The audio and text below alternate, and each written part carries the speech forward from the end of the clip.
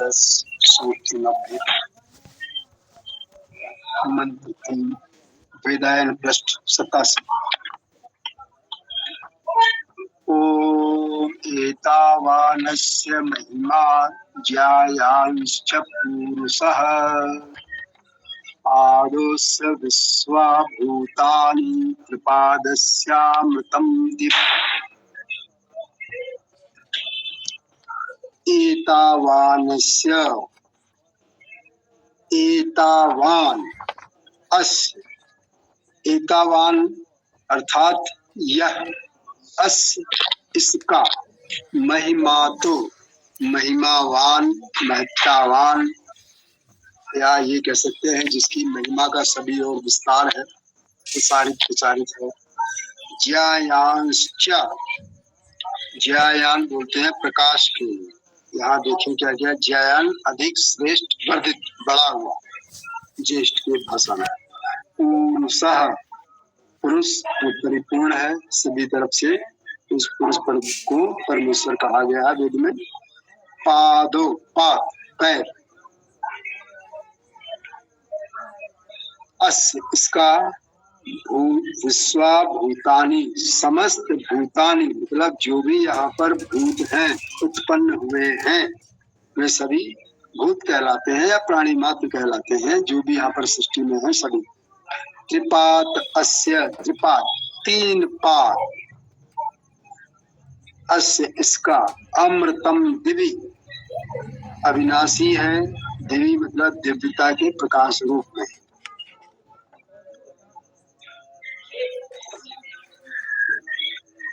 उस अत्यंत श्रेष्ठ प्रकाशवान पुरुष की जो महिमा है वो इस प्रकार से है।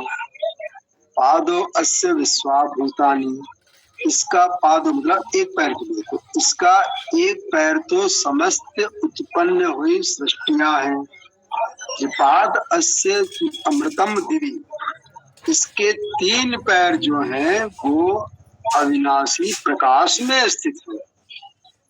अब इसका भावार्थ देखते हैं। संपूर्ण सृष्टि परमात्मा का ही महत्व प्रकट कर रही है।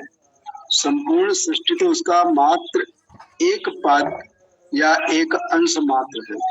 सृष्टि से परे उससे भी अधिक तीन पाद या तीन अंश परमेश्वर का विशुद्ध दिव्य प्रकाश स्वरूप ही है। परमेश्वर संपूर्ण सृष्टि में व्याप्त तो है ही, उससे भी कई गुना अधिक परमेश्वर का दिव्य स्वरूप है। और उसको देखते व्याकरणाचार्य गंगा सहाय जी क्या कहते हैं तीसरे मंत्र के बारे में। वो गंगा इसमें लिखा हुआ है, तीन चरणों वाले विराट पुरुष ऊपर उठे, उनका केवल एक चरण एक भाग या अंश यहाँ स्थित रहा अर्थात पुनः प्रकट हुआ। इसके पश्चात वे भोजन से वृद्धि करने वाली एवं भोजन न करने वाली समस्त वस्तुओं प्रजाओं के रूप में व्याप्त हुए।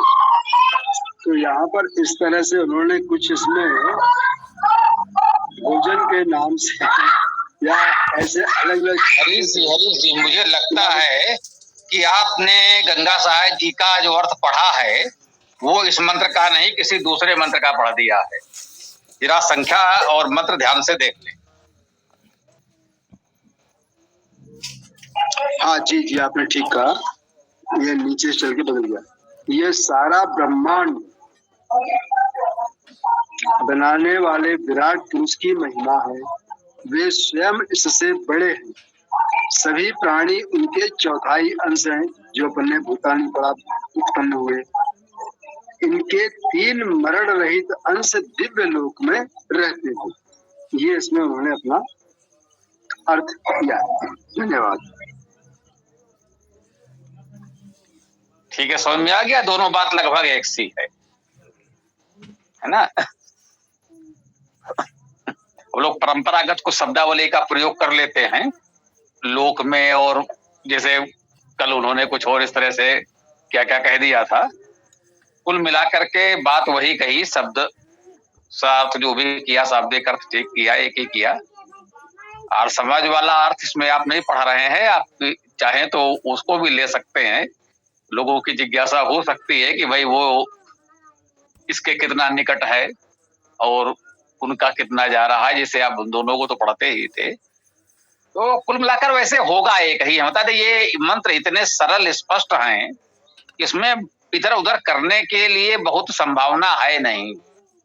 बिल्कुल सीधी सरल बात वो कह रहा है कि ये संपूर्ण सृष्टि उस पुरुष की महिमा है, पुरुष का अर्थ यहाँ परमेश्वर से ही है।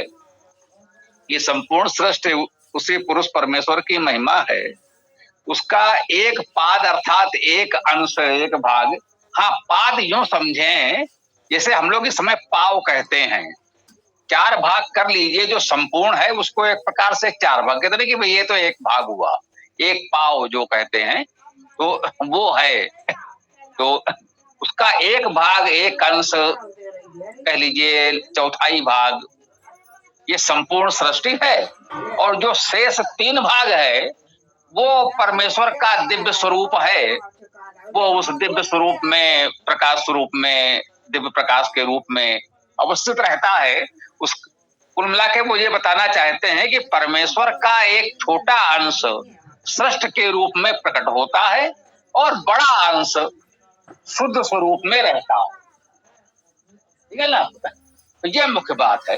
जो सृष्टि के रूप में प्रकट हुआ वो कुछ परिवर्तन हो गया उसमें, वो शुद्ध स्वरूप में नहीं रहा, वो परिवर्तित स्वरूप में आ गया। और शेष जो 3 अंश है या बड़ा अंश है वो विशुद्ध शुद्ध चेतन प्रकाश स्वरूप में है, शुद्ध चेतना के रूप में वो सदैव अवस्थित रहता है। ये कई मंत्रों में बात आई है, इसमें भी स्पष्ट किया गया है और में भी मिलेगा, इस सूक्त में भी और अन्यत्र भी, अन्य सूक्तों में भी मिलता है।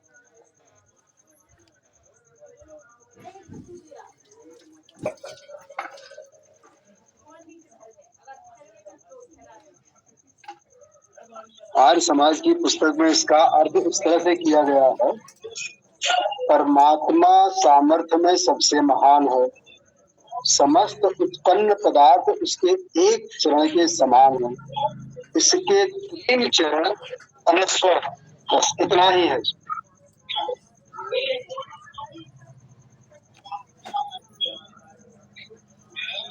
गंगा सहाय जी ने तो फिर भी काफी आगे दिया, लेकिन आर्य समाज वाला जो पुस्तक में है वो बिल्कुल सीमित है और अधूरा सा लगता है।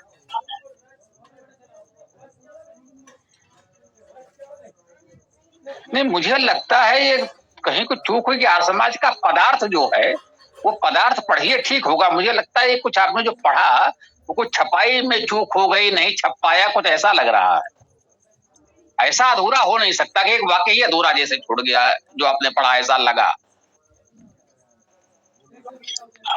हाँ, खुदा ने इस तरह से लिखा है, अस्य महिमावान महिमा एतावान, इस संसार का महान सामर्थ्य इतना है, किंतु पुरुषः वह जगत में व्याप्त परमात्मा अतः ज्यायान इससे कहीं बड़ा है, विश्वाभूतानि सकल रचित पदार्थ इसके पादः एक चरण के तुल्य है, अस्य कृपात इसके 3 चरण दिव्य प्रकाशमान स्वरूप में अमृतम अनस्वर है। ये इसका पदार्थ दिया गया है। तो बात तो पूरी हो गई, वही हमने कहा, वही उन्होंने कहा, वही इन्होंने कहा। मैंने कहा ना, ये पुरुष सूक्त एक दृष्टि से तो अच्छा है कि बहुत सीधा सरल इसका अर्थ है, इसमें बहुत परिश्रम की आवश्यकता नहीं है, इसलिए बहुत भटकने भटकाने की संभावना भी नहीं है। बस इतना कहा, जैसे स्पष्ट कहा ना, एक पाद, संपूर्ण सृष्टि एक पाद है, उन्होंने कह दिया एक पाद के समान है, इतनी सी बात है। वैसे उससे कोई अंतर तो नहीं पड़ा ना, लेकिन वो एक पाद के समान कह करके थोड़ा भटकाने का प्रयास किया। सीधी सी बात वो कह रहा है कि एक पाद उसका ये संपूर्ण सृष्टि है और 3 पाद अमृत स्वरूप में है, इतनी स्पष्ट बात कह रहा है, उसको अनावश्यक भटकाने की कोई बात ही नहीं है। तो थोड़ा सा इन्होंने इसके समान वैसा वैसा करके थोड़ा सा भटकाव का प्रयास तो है, लेकिन बहुत अंतर पड़ा नहीं, बात लगभग ठीक है मुझे लगता है सभी का।